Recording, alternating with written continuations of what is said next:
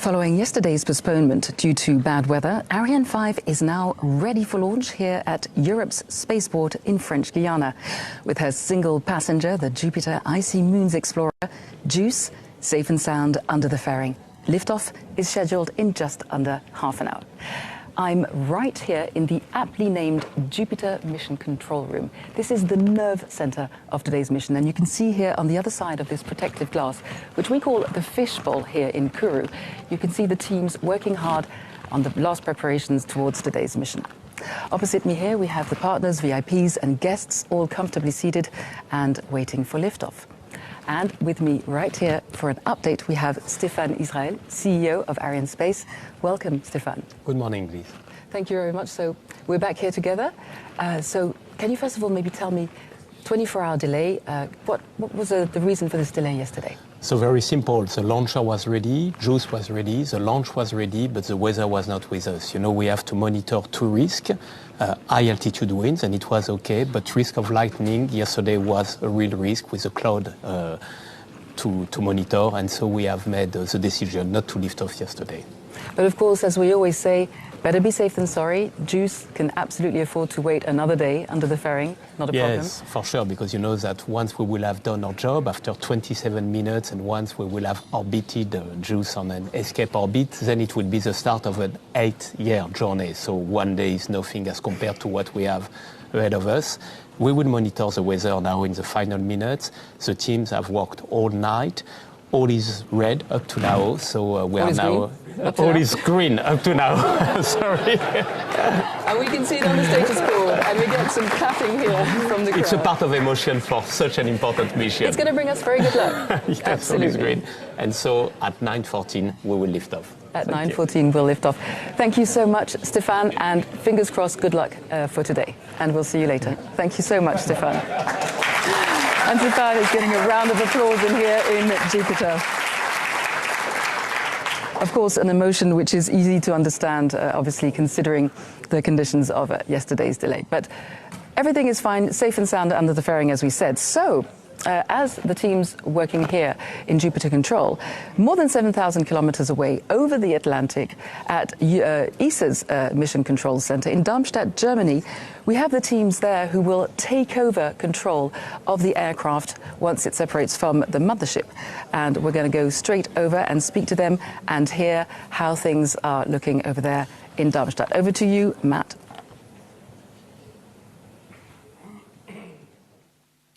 Thank you, Lisa, and hello to all our watchers. Welcome to ESOC, the European Space Operations Centre, here in Darmstadt, Germany, in the heart of Mission Control. I am.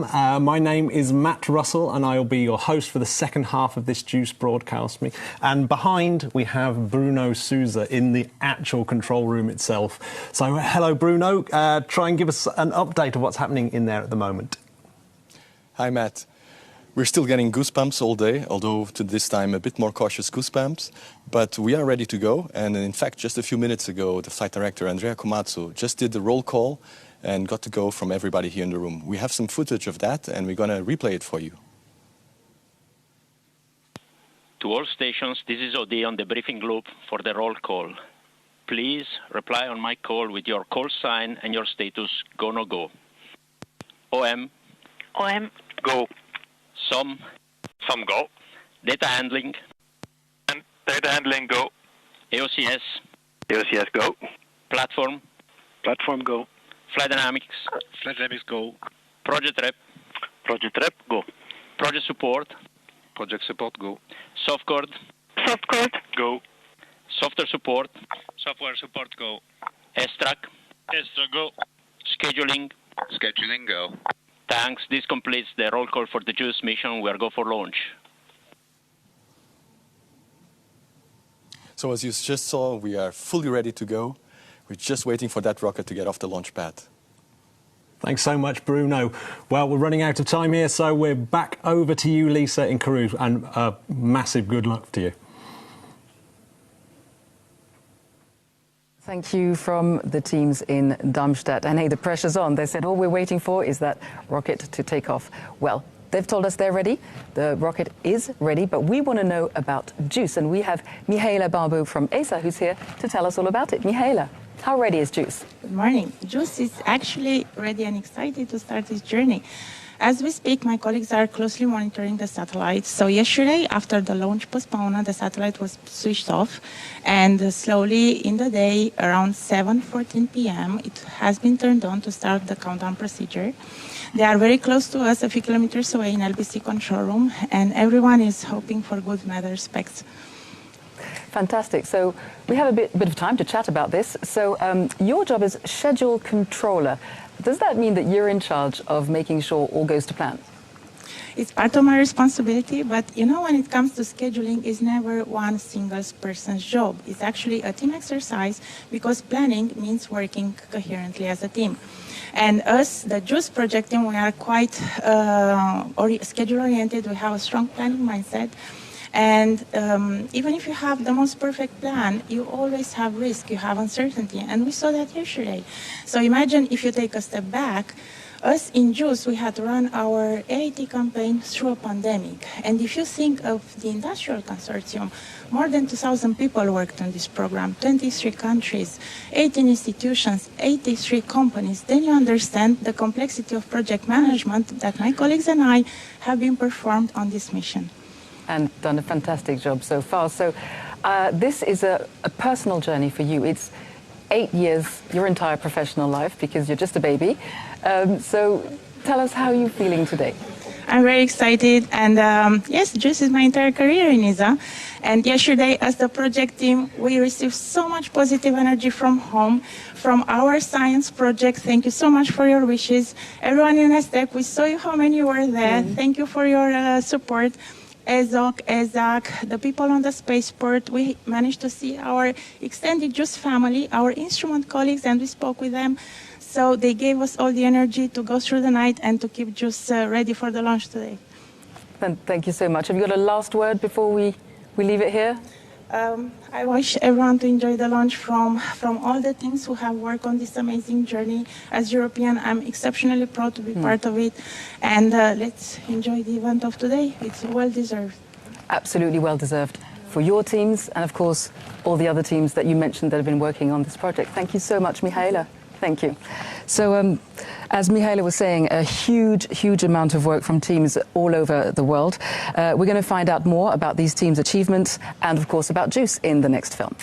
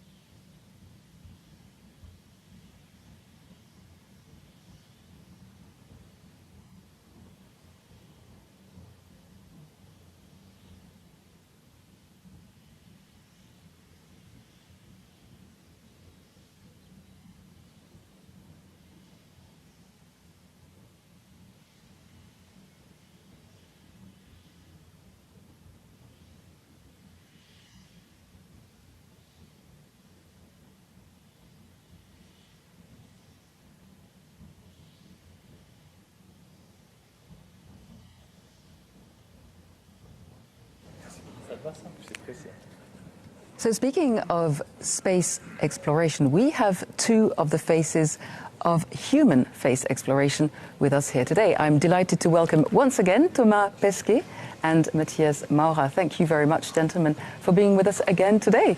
It's a pleasure. So we're seeing JUICE go up into space with these outstanding instruments. What is it about sending this kind of instrument, going out to space yourselves, that helps us back here on Earth? First question to you. Yeah, I think space exploration really in space ticks all the boxes. You get all the short-term benefits, you know, the things that we all use, that we all have in our smartphones, the navigation, the weather report. And then you have the more medium-term, I would say, applications. The reason we know today about climate change, the reason we're in position to fight climate change is thanks to all the missions we send around the Earth and observing the Earth. So that's kind of the more medium terms. Space agencies are the champions of fighting against climate change. And then you have the longer term, the far-reaching benefits for the future. And that's the research and the exploration we're doing, the research on board the space station, building better materials, you know, better medicine, better treatments. And it all diffuses in society on Earth and it's kind of make the progress, you know, go up one step at a time. And then those missions going far out into the solar system, it's really to look at ourselves, our place in the universe, how do planets form, where do we come from, where are we going? Those are very important questions, and those are the type of questions that we're trying to solve with those missions. Fantastic. Well, we're talking about JUICE today that's about to lift off and go on its mission, a long, long journey. But what about human space exploration? What are the next destinations? Oh, I think the next destination is very much the moon. I mean, the next big thing in space exploration, human space exploration, is the Artemis program. ESA has a big part to play in the Artemis program. We're providing the European service module to the Orion capsule. And that means one day we'll see European astronauts around the moon, on the moon. And so to prepare for this, we also have our robotic moon exploration. And then what we'll learn on the moon will put us in a position one day to go to Mars. And Mars is the twin sister of the Earth. That's where we learn a lot on ourselves. It had similar conditions. It has lost its atmosphere. Liquid water also has disappeared. Can it happen to us? You know, those are important questions. And that's why we'll go to Mars first with our probes, with our orbiters, and then one day with human exploration to Mars. That's the big prize money, the big goal, the big step. Fantastic. Wow. It makes you dream. But of course, what I would like to know from you, Matthias, is are you guys getting ready to take part in these adventures? Yes. So Thomas and I, we already flew to a lowest orbit and flying to the moon. We need to learn more because on the moon you need geologists. So we need to go out in the field and learn how to talk with the geologist, how to be the hands and the eyes of the geologist once we're on the surface of the moon. And ESA already started this training for European astronauts some years ago. And so we see continuously European astronauts going out into the field, learning all these skills.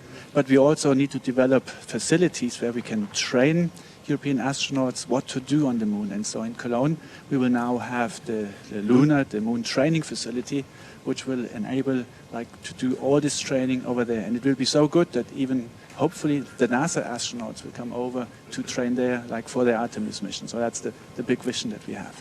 But it's not only learning for the moon. We also should also keep in focus that we have European astronauts flying to the ISS. Andy Mogensen is getting ready to fly later this year. And we just started a new astronaut class. They will be flying to the ISS, hopefully, and to whatever comes after the ISS. So do you imagine yourself taking off from here from the European spaceport here in French Guiana one day, Matthias? Yes, we are currently in times that are really like a revolution in space. And so Europe needs to step up. And one of the big missions that we have, we need to become sovereign, to become autonomous, also with access to space for Europeans from European soil. And I think French Guiana is the ideal place to send Europeans on a European rocket in a European capsule to space. It's our big dream. Thomas and I, we would love to fly together from here to lowest orbit, but maybe even also in a European rocket further towards the moon. And you said you'd be happy to welcome your NASA friends as well. Absolutely. I mean, it's like we should not forget spaceflight is also a soft diplomacy power. And we will see very soon that China will invite foreign astronauts to fly to their space station. And so we Europeans, we are just learning that in these times it becomes more and more important to be on level field playing. And spaceflight definitely is also an important part in the diplomacy area. Huge thank you, Matthias. And we have with us Josef Aschbacher. You are the Director General of ESA. Thank you for joining us. So in a nutshell here, what we've been talking about is Europe's capabilities for independent launch. Are you going to make this happen? You have 15 seconds. It's not for me to make it happen. It's all the others to make it happen. But certainly we have been working very hard on it. We have consulted experts, independent experts, to help us, giving advice what this would mean for Europe as a unity of all the countries, the inspiration we would give, the economic benefits, the geopolitical strength that would be portrayed through such an activity. So there's a lot of interesting facets, and you have just heard Matthias and Thomas talking about those because it's so important, and yes, we're working on it. But let's talk about JUICE because that's why we're here. Also another excellence where Europe is really good, and let's look how our satellites and our launches are doing. Thank you very much, gentlemen. Huge thank you. Thank you. And to talk about JUICE, I am joined by Raphaël Chevrier from Arianespace. Raphaël is going to take us step by step all the way through every step of the mission. Raphaël. Hello, Liz. Hello. Welcome to Rotor Space, and I'm going to let you take over from here and tell us what the next steps are. Yes, so this morning we are launching towards the east, where we benefit from the slingshot effect given by the rotation of the Earth. So the launcher performs a first pitch maneuver in order to get us into the right direction. And only 2 minutes and 17 seconds after liftoff, the two boosters have done their jobs of providing the main thrust, so we don't need them anymore. They are detached from the launcher. Shortly after that, the fairing, which protected the spacecraft from the environment of the launch, is also jettisoned as we have crossed the limits of the atmosphere. Once the launcher reaches an intermediate orbit, the main stage is cut off and separated. So then the upper stage takes over, which engine is going to power for about 16 minutes in order to raise speed and altitude and release JUICE on the targeted orbit. So, by the way, the little towers that you see on the motion picture, they represent a chain of telemetry stations that are receiving data from the Ariane 5 in real time all along the flight path. After some orientation maneuvers, JUICE is separated on a liberations orbit. It means that it will have the required speed to escape literally the gravitational pull of the Earth. Then this is almost the end of the mission from the launcher, as we still need to perform some disposal maneuvers of the upper stage, but JUICE is only beginning its journey. ESA teams will use the Norcia ground telemetry station in Australia to acquire the signal from the spacecraft and take full control of it. 1 hour and a half after liftoff, Joule will start deploying itself like a butterfly into space. First, it will unfold the large solar panels. Their total surface is 85 square meters. This is definitely bigger than my Parisian apartment. And then, in the following days, it will deploy its many antennas and probes. So the animation here doesn't depict the increasing altitude that JUICE is going to get, getting farther and farther from Earth on its way to its 8-year journey to Jupiter. Thank you so much, Raphael. It's all very clear. And actually, as Raphael was speaking, so you can see the pictures of Ariane on the launch pad. As Raphael was speaking, we hit the next milestone in our in the chronology, which is, of course, the -10 weather update. And yes, I'm looking at the board. All is green. I have not heard anything in my earpiece. I don't see anyone picking up a mic. So it's looking good so far. It is green and we're good to go. Looking good to go. What we check, like Stefan said, we are usually checking the wind at high altitude, the wind in the vicinity of the launch pad, and also the risk of lightning. Yesterday, it is the risk of lightning that prevented us from launching, but today, everything's good. We're good to go. We can continue the operations. That sounds great. And continuing the operations means that we're heading towards what we call the synchronized sequence. We'll talk about that in just a minute. So there's another team. You see the teams working here. Final preparation underway here in Jupiter Control. But of course, there's another team at the Launch Control Center, which is much closer to the launch. It's about 3-4 kilometers to the launcher. And they've been working since last night. They've not slept. Tell us more about them. Well, these teams are monitoring all the operations during the final countdown. So, for example, they are filling the cryogenic stages. They are cooling the Vulcan engine, that's the main engine of the launcher. They are pressurizing the upper stage sphere. This is them hard at work in the morning. Exactly. And I think the images were shot this morning, actually. And so it's all these operations that are leading us to the start of the synchronized sequence. So what is this synchronized sequence, Raphael? Well, it's a real crucial step. You have 30 seconds.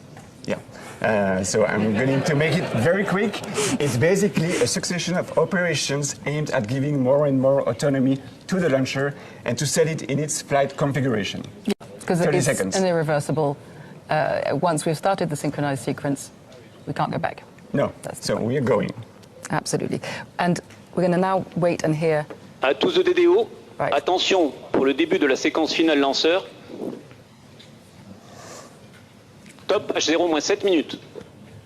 So there we heard it from the DDO, who is the Range Operations Manager. We'll talk about him in a minute.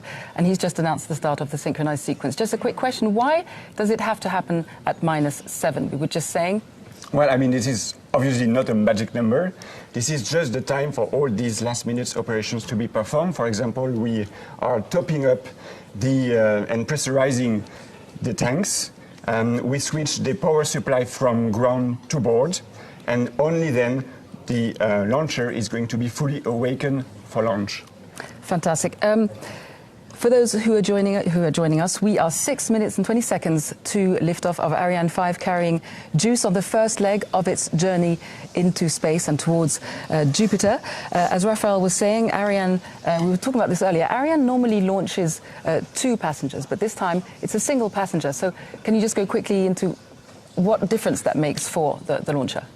For the launcher, this is a very precious passenger, but for the launcher, it remains exactly the same.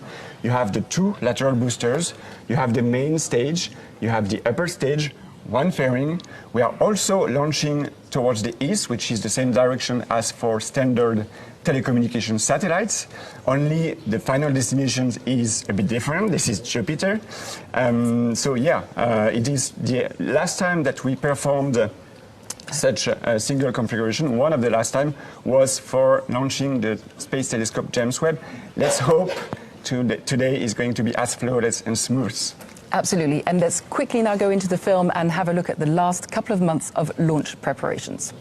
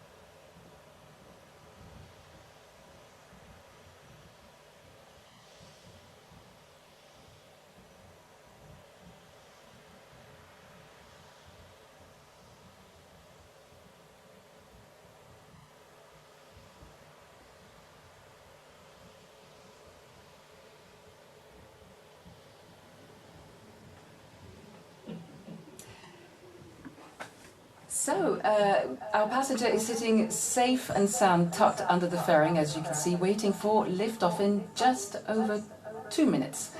Raphael have moved to the skybox overlooking the Jupiter control room, where, as you can imagine,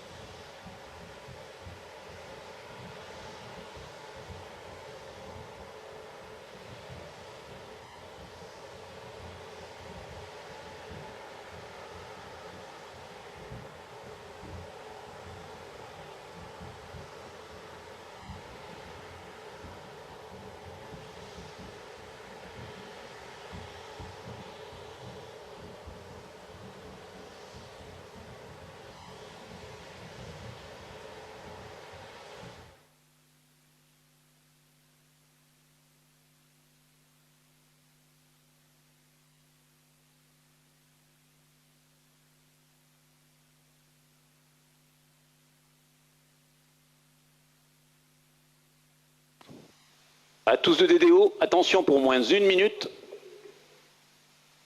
Top H0, moins 1 minute.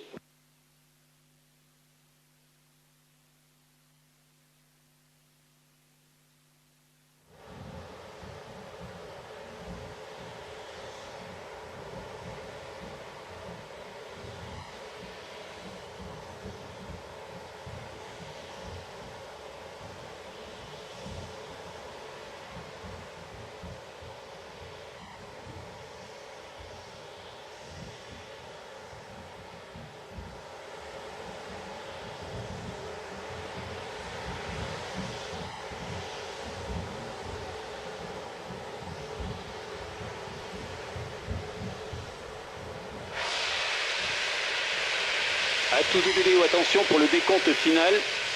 10, 9, 8, 7, 6, 5, 4, 3, 2, 1, top.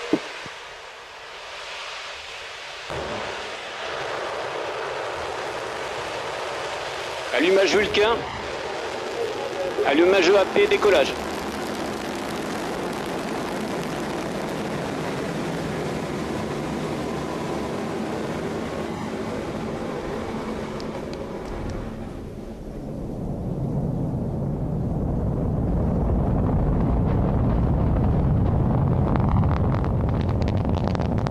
La propulsion est nominale.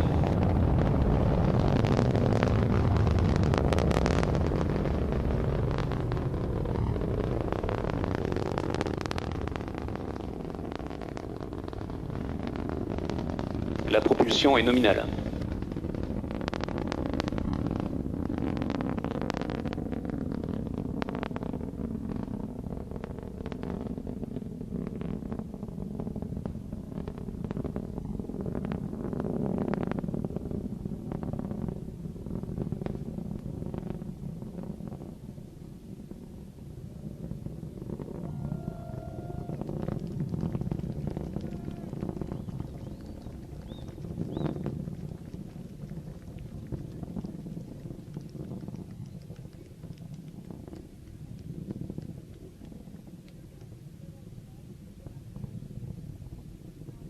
La trajectoire est nominale, tous les paramètres bord sont nominaux.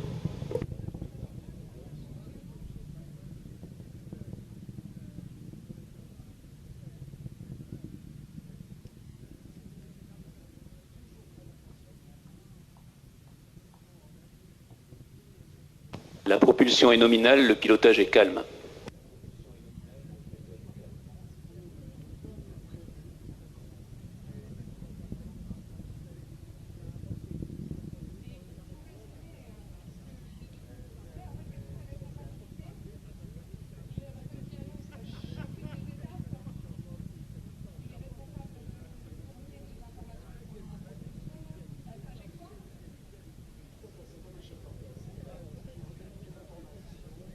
Séparation des EAP.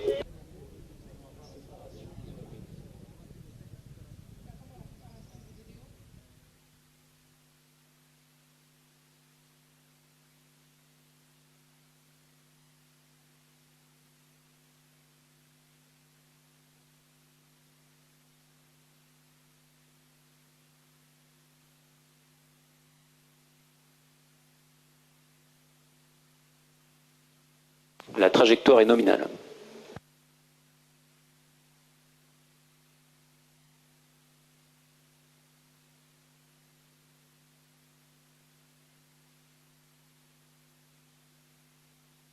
Tous les paramètres bord sont nominaux.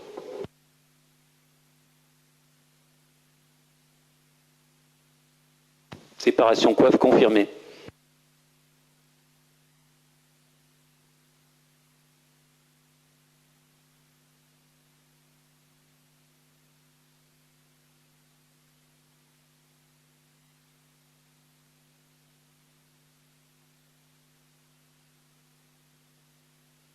La propulsion est nominale.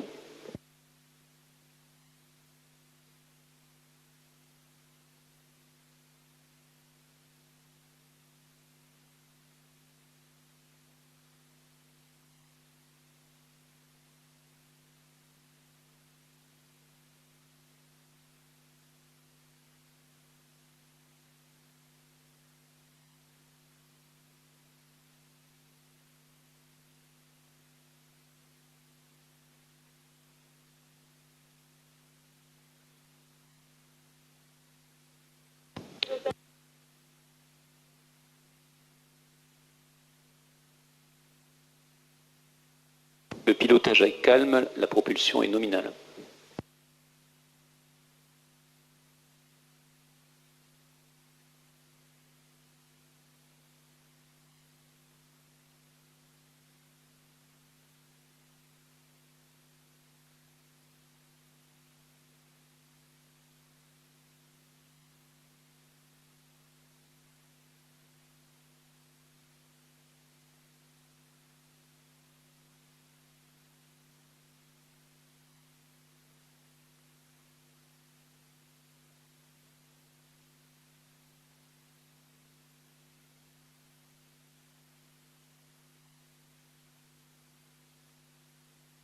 La propulsion est nominale, le pilotage est calme.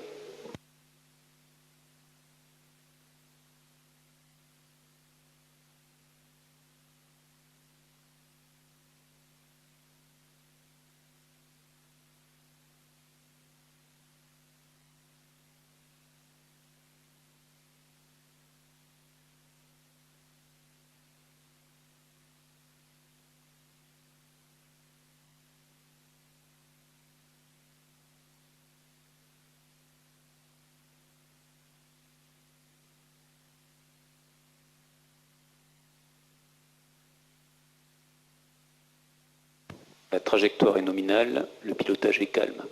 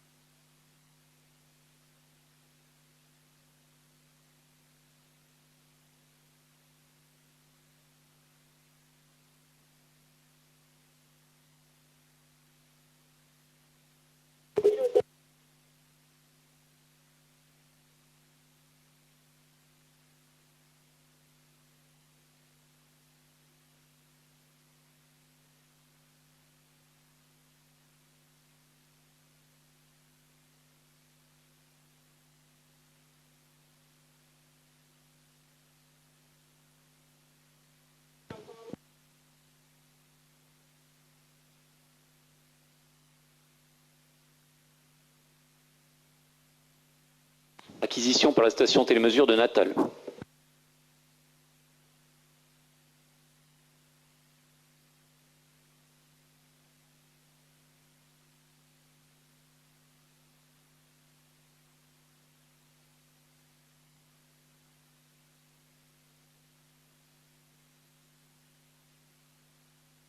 La trajectoire est nominale, tous les paramètres bord sont normaux.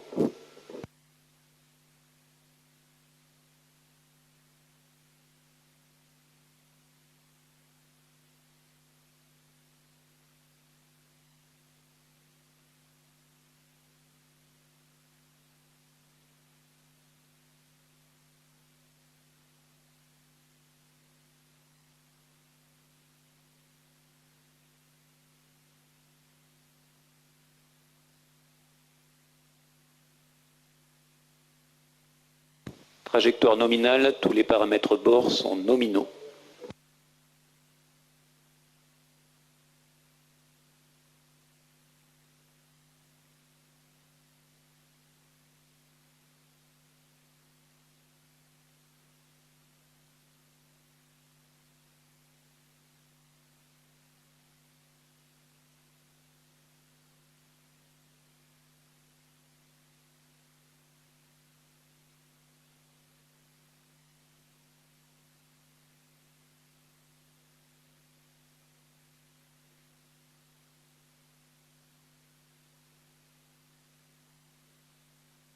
Trajectoire nominale, tous paramètres nominaux.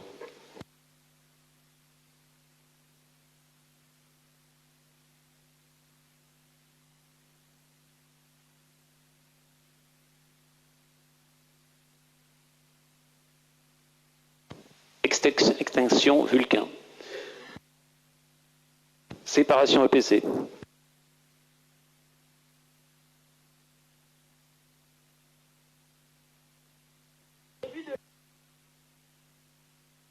Allumage ESC confirmé.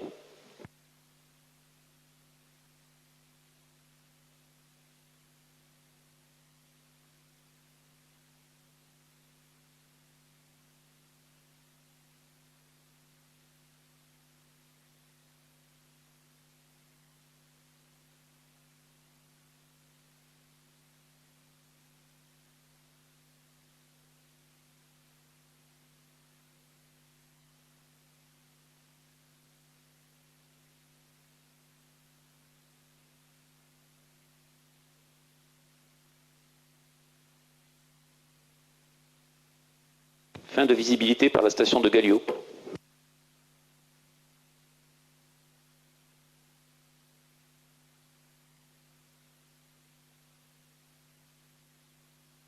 Le pilotage est calme.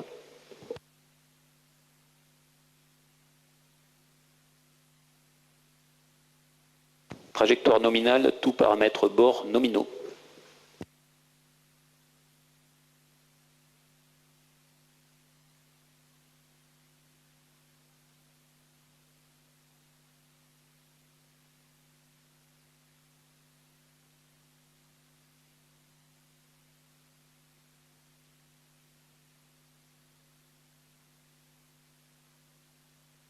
La propulsion est nominale.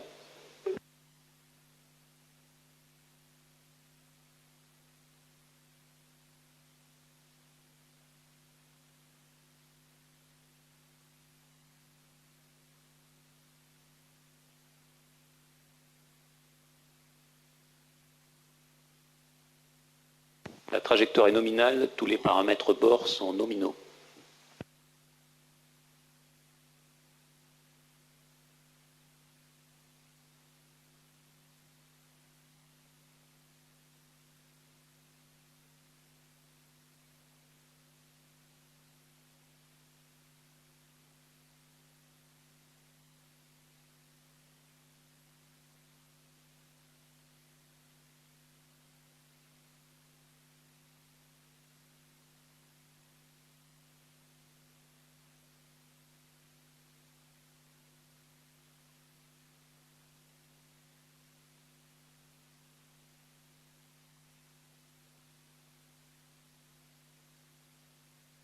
La trajectoire est nominale, tous les paramètres bord sont nominaux.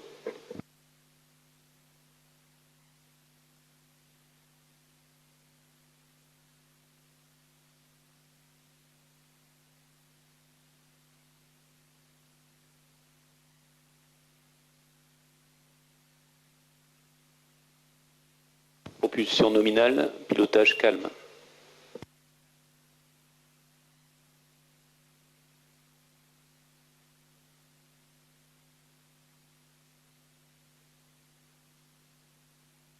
La trajectoire est nominale, tous les paramètres à bord sont nominaux.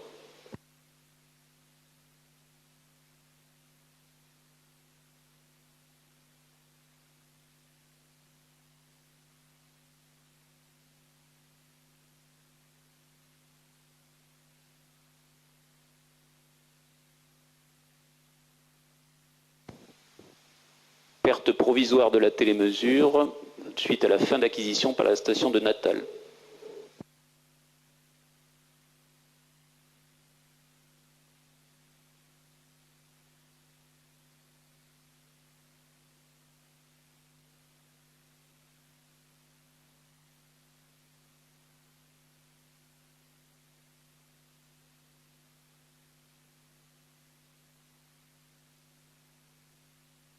Acquisition de la télémesure par la station d'Ascension.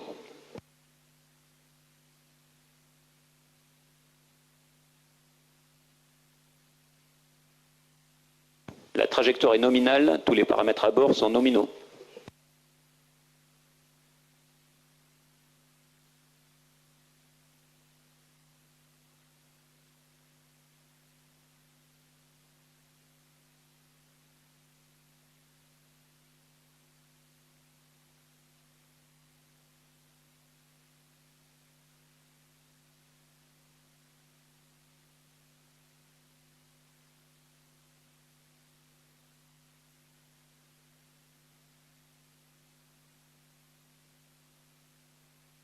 La trajectoire est nominale, tous les paramètres bord sont nominaux.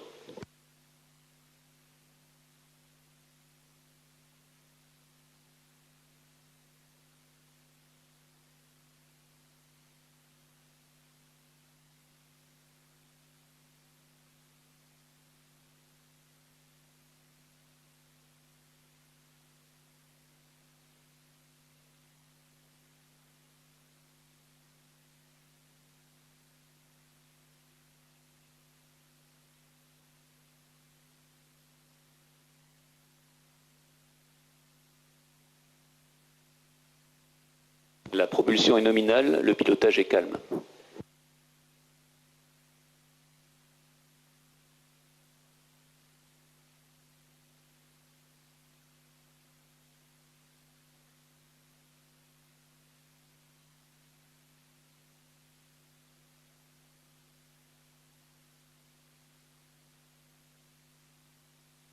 La trajectoire est nominale.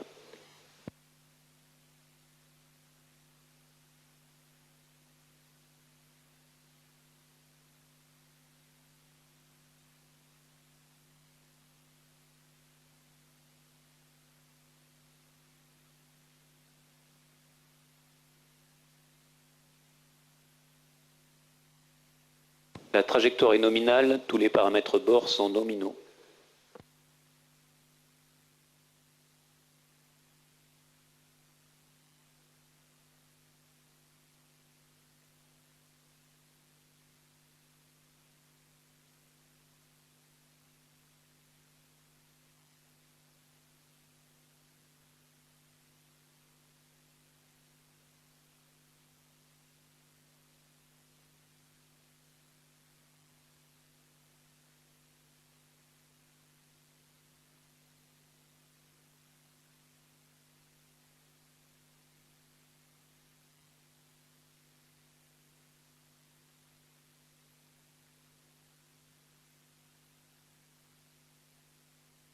La trajectoire est nominale, tous les paramètres bord sont nominaux.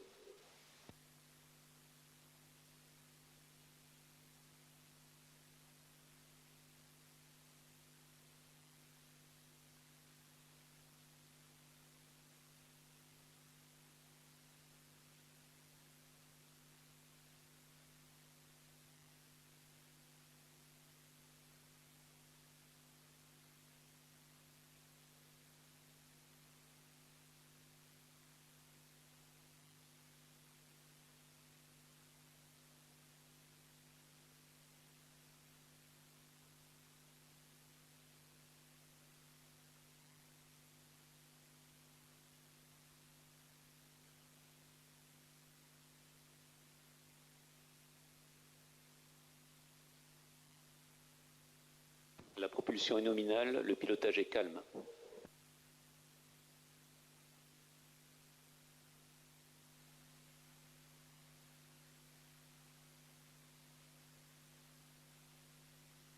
Tous les paramètres bord sont nominaux.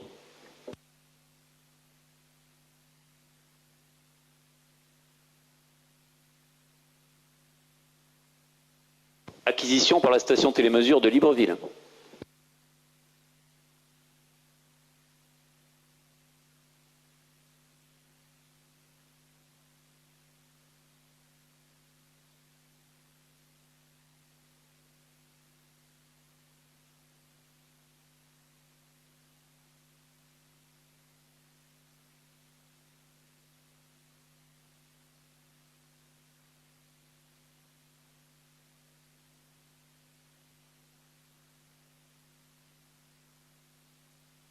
tous les paramètres bord sont nominaux.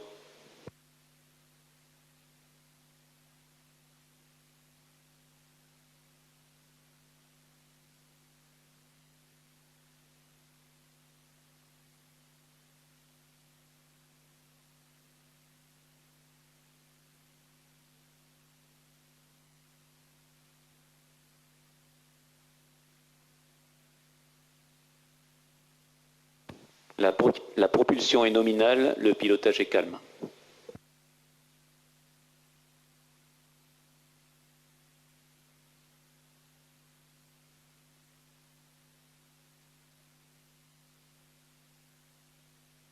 La trajectoire est nominale, tous les paramètres bord sont nominaux.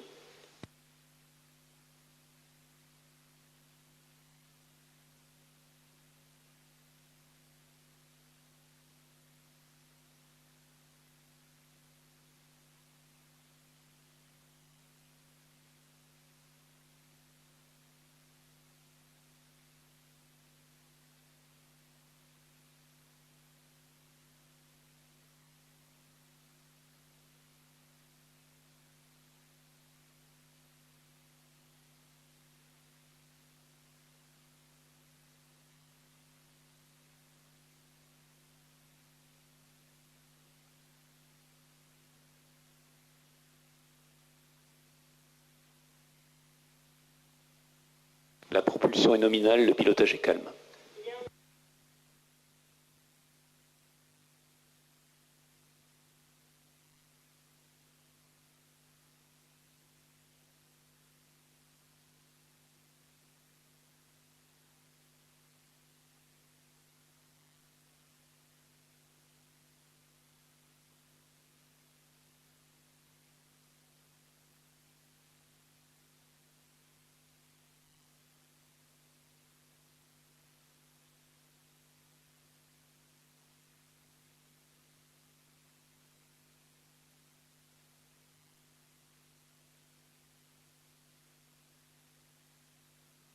La propulsion est nominale, le pilotage est calme.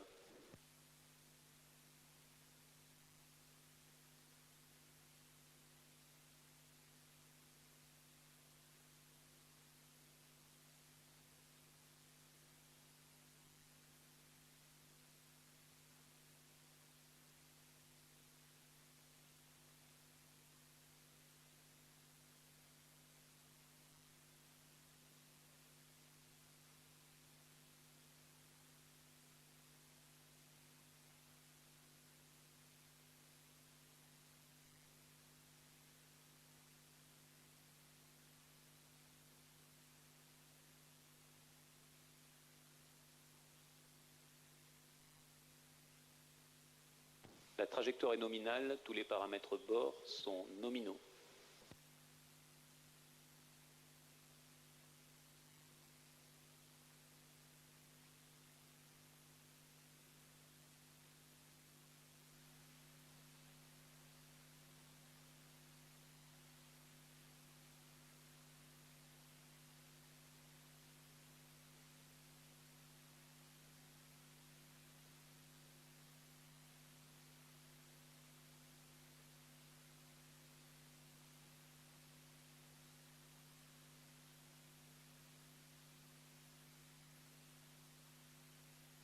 Acquisition par la station télémesure de Malindi.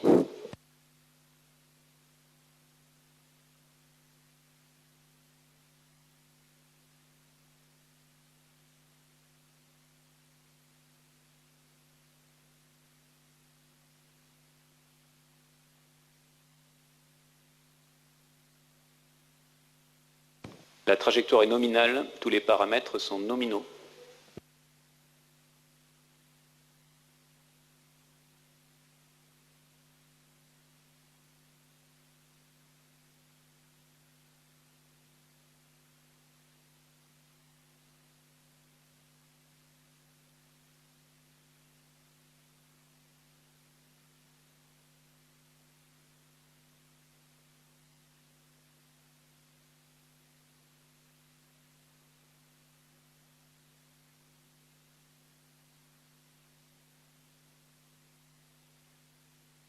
Le pilotage est calme, la manœuvre en roulis se poursuit de manière nominale.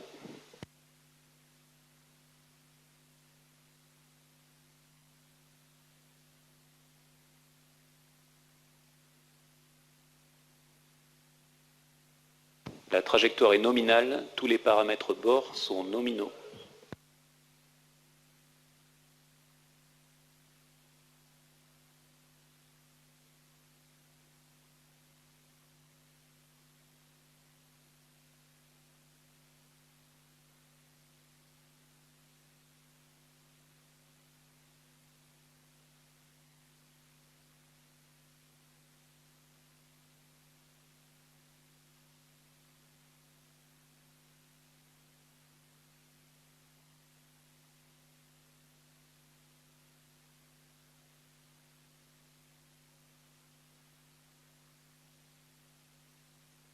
La propulsion est nominale, le pilotage est calme.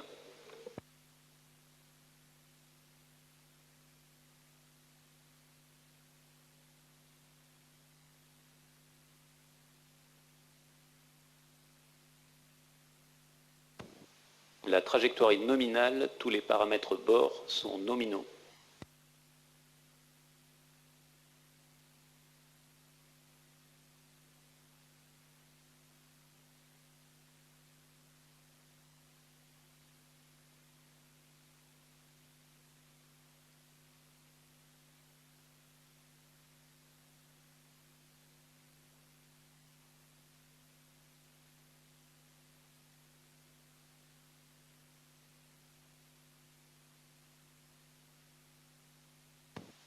La propulsion est nominale, le pilotage est calme.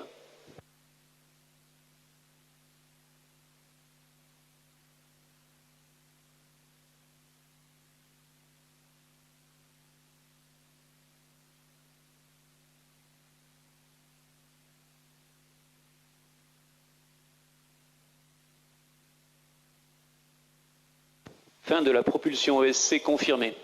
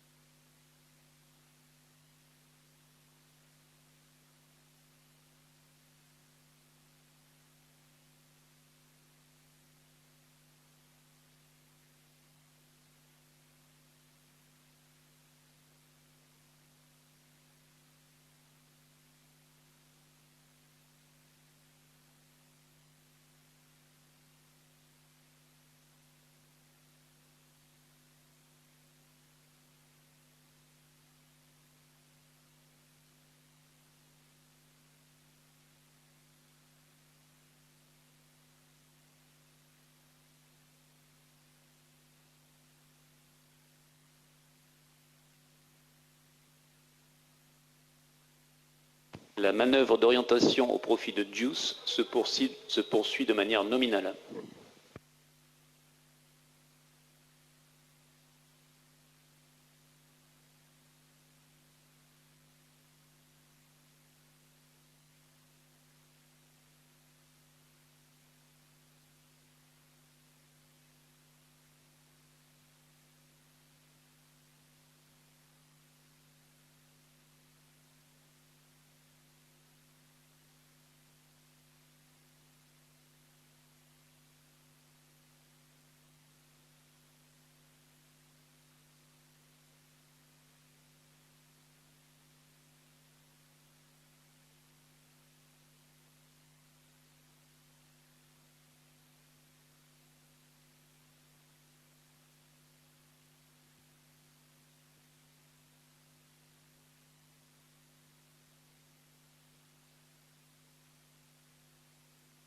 Séparation Juice confirmée.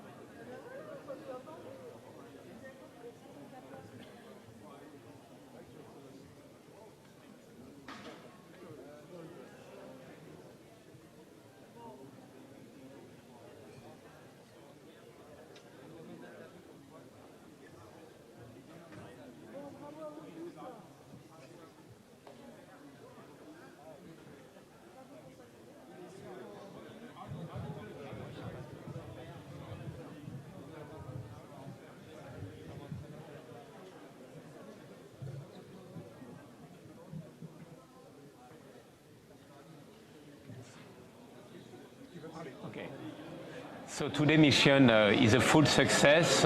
Team Europe has perfectly delivered. I really want to pay our tribute to all the teams who have made this success possible. Arianespace and Ariane Group team for sure, all the supply chain, ESA, our customer, and Airbus Defence and Space, who is the juice manufacturer. It's really the success of Team Europe today, with the support as well for sure of CNES here on the spaceport and with the design authority of Ariane 5. It is absolutely perfect launch today, and it is now the start of a journey for JUICE, 8 years journey.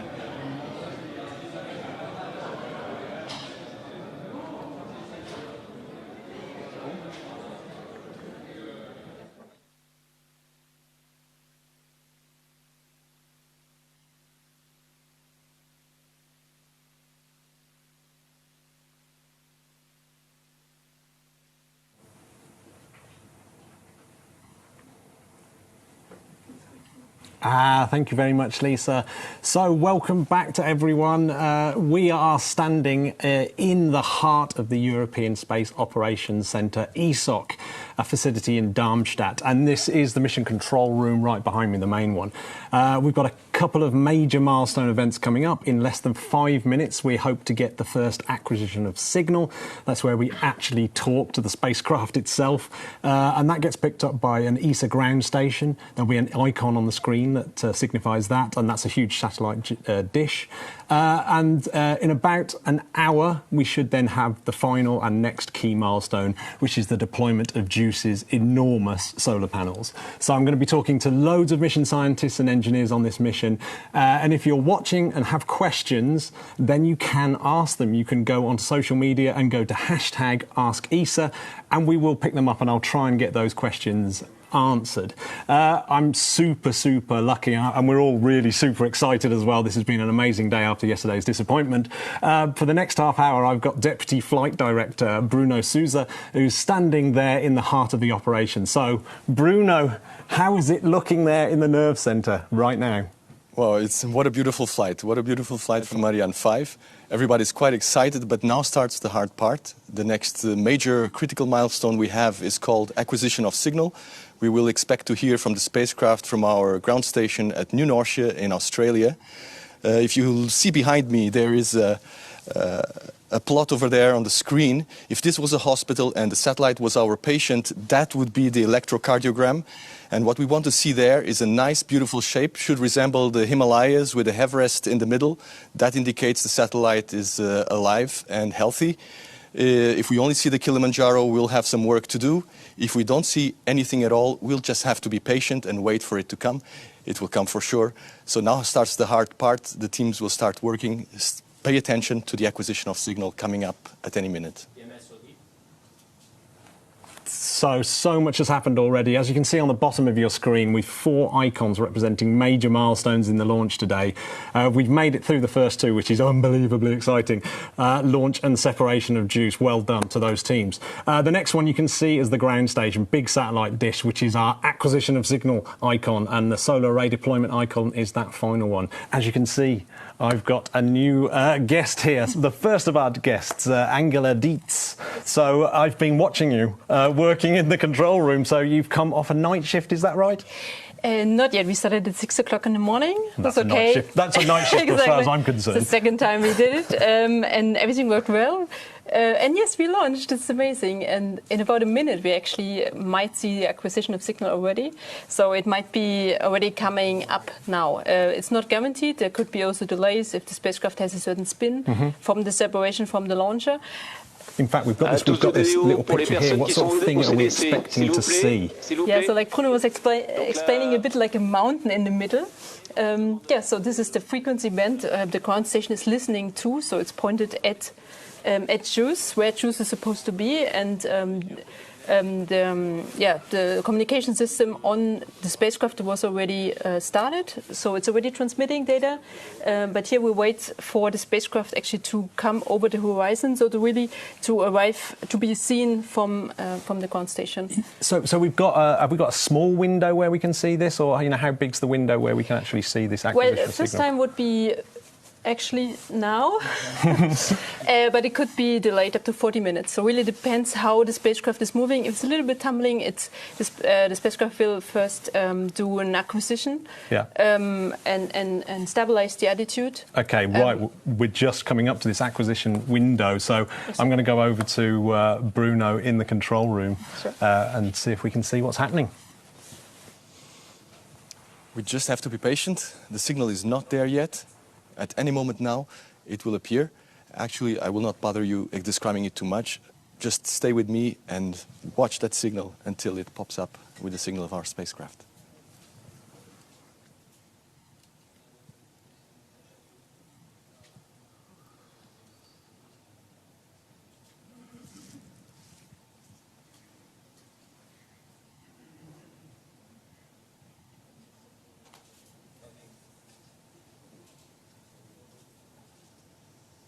ODOM.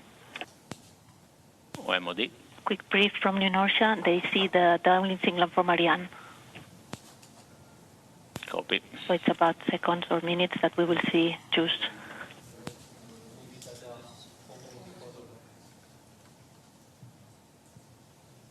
It's gonna come.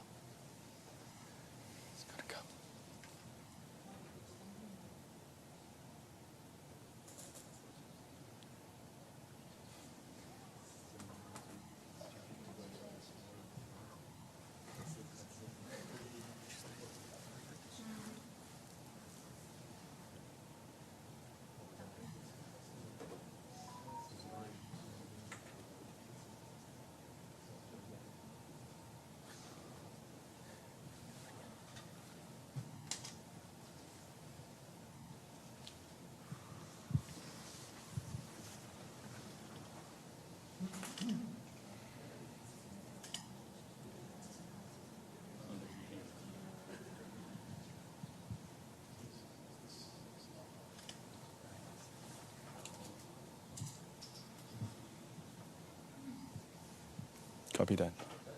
Just stand by.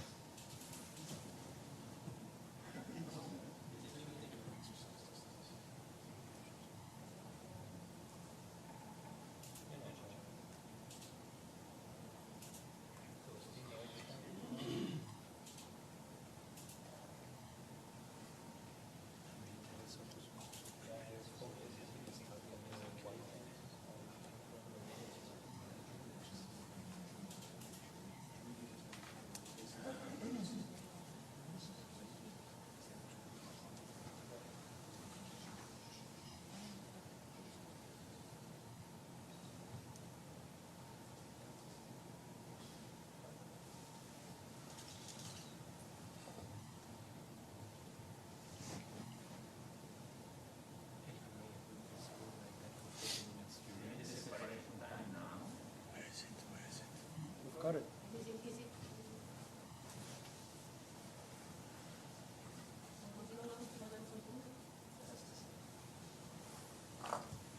No signal yet.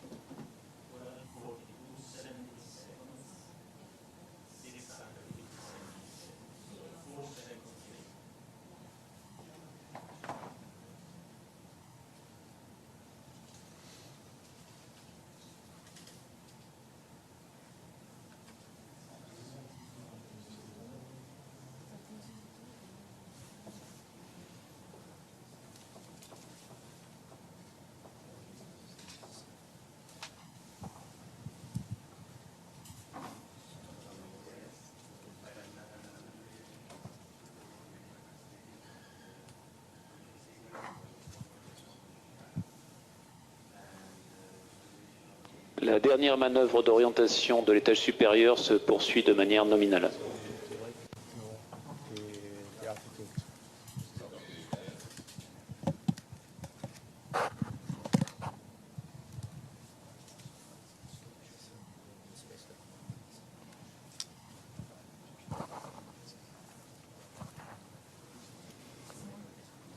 Give me a go.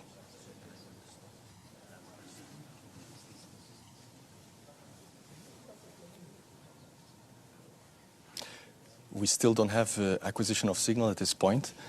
The this satellite, as you might have heard already, has been separated from the launcher, from Ariane 5. As it separates, there's always a certain rotation, a tumbling effect.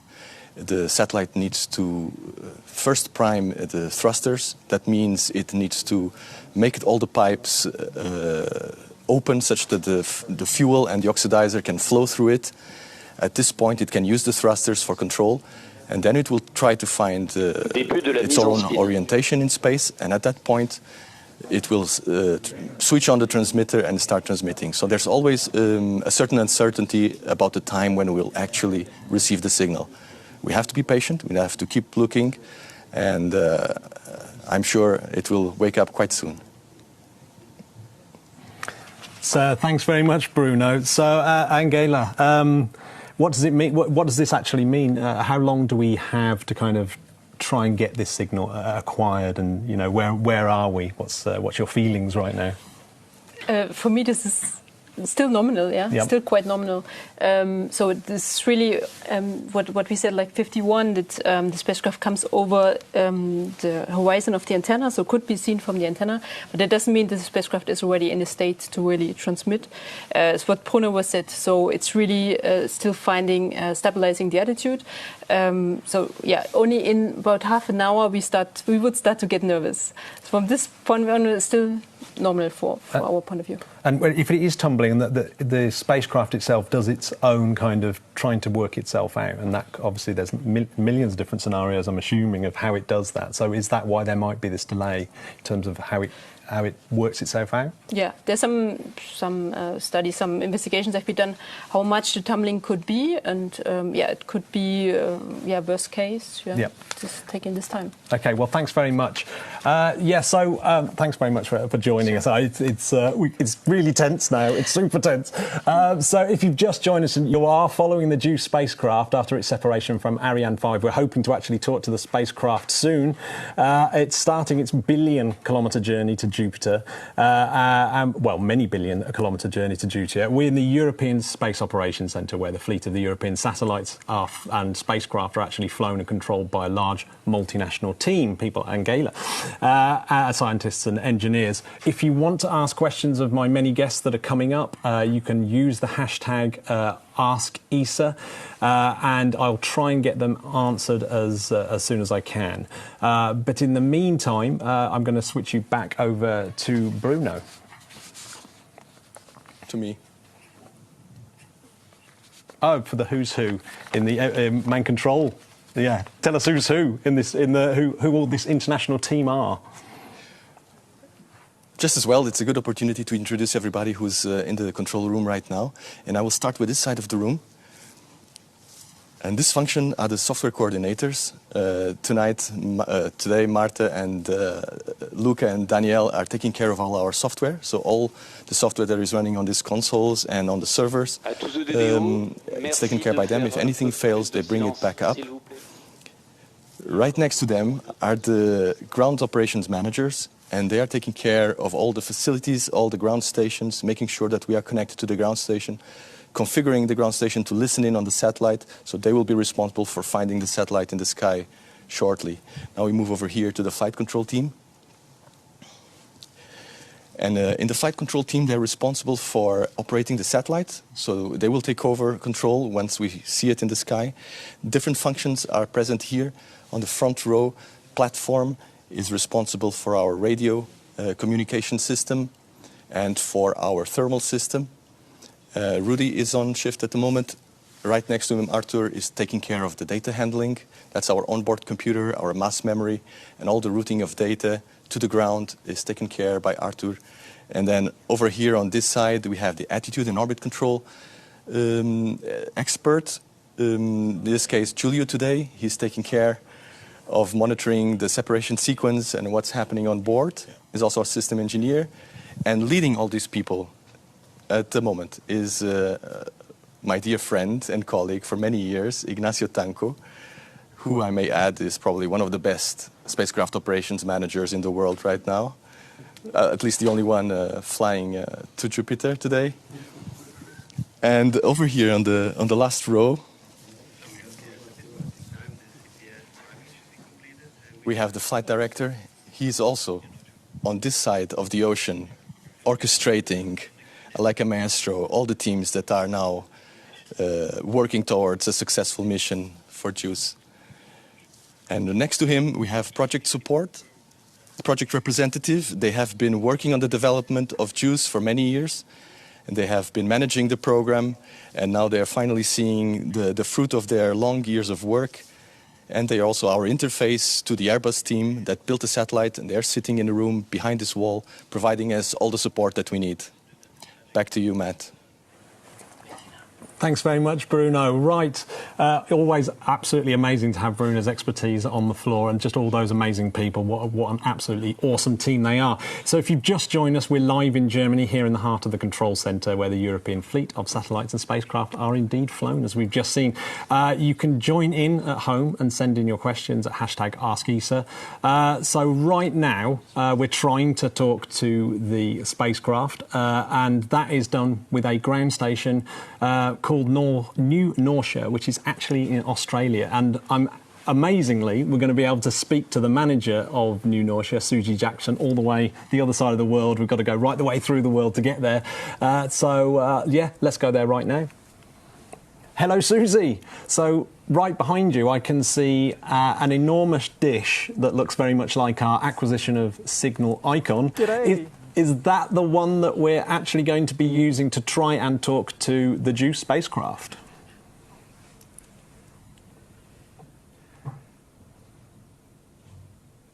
Yes, so this is New Norcia 1. This is our 35-metre main antenna here at New Norcia, and we're currently having a go at acquiring JUICE as we speak. As you can see, we're up a little ways away from the horizon already, so the spacecraft is up in the sky here. Conditions here are really good, really nominal, and we're waiting for the signal to come in from the spacecraft. So that does look like an enormous dish.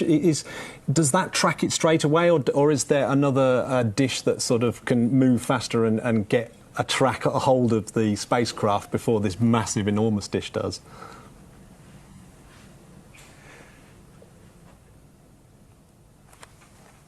Yeah, so for these early acquisitions of spacecraft that are still close to the Earth, we cheat a little bit because we've got such a big dish here with New Norcia 1. It has a very, very, very narrow beam, so it's only able to spot a spacecraft in a very small, very well-defined area. Because we aren't completely sure where JUICE is yet, there might be a little bit of variation in its trajectory, although I hear everything's nominal so far. We use a smaller antenna, which is up behind me on the hill, called New Norcia 2, and that's a 4.5-metre antenna, and it has a beam width that's close to 10 times as big, so it's about half a degree. So if JUICE is up there and it's transmitting to us, we'll see it. So as soon as JUICE gets its act together and gets its attitude stabilised and starts talking to us, we'll definitely hear that signal. Yeah, JUICE is keeping us all guessing at the moment. So how long can this dish actually track JUICE for? Is it for the whole day, or how does that work?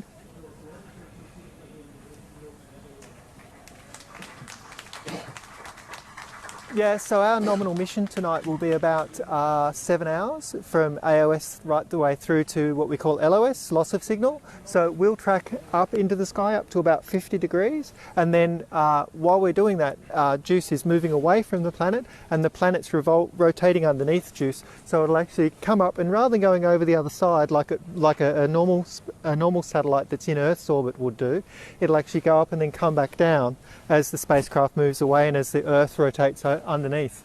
So we'll see, if you're still watching in 7 hours, which I'm sure you won't, we'll see the antenna set again, pretty much back where we came from.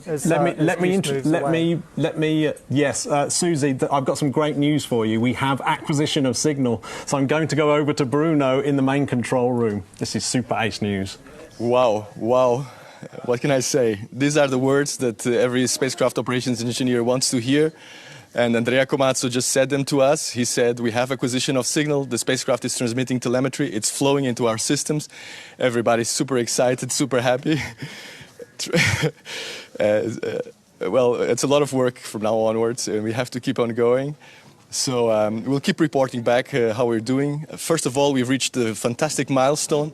The spacecraft is alive. You start seeing Mount Everest popping up there in the plot right now.